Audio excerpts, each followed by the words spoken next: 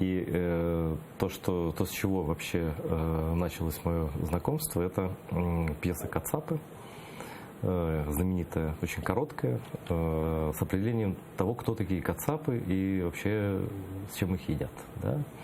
Или с чем они других едят. Я впервые слово «кацапы» услышал, как это ни странно, на Кубани когда-то. И там местные называли приезжих с большой северной земли вот таким вот словом. Меня это сильно удивило тогда. И вдруг выяснилось, что это потомки украинцев прямые, естественно, да, казаки тамошние. Уж не знаю, как сейчас там. Но они себя олицетворяли, вот именно противоставляли себя. А что для тебя вообще определение кацапы, вот как это ментально выглядит? Это очень странные люди, которые отличаются от всех остальных людей. И, ну, кстати, тут ничего нет обидного, потому что они сами, в общем, это декларируют.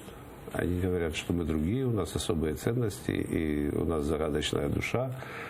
А вот у всех остальных людей душа как душа, у них загадочная. Ну, поразмыслив немножко, мы приходим к выводу, что загадочная душа всегда подсказывает только одно, что нужно всегда бить и обижать тех, кто меньше за тебя. Вот. Другой загадочности там нет. Ну, потом еще там очень важная для кацапа вещь – это понты.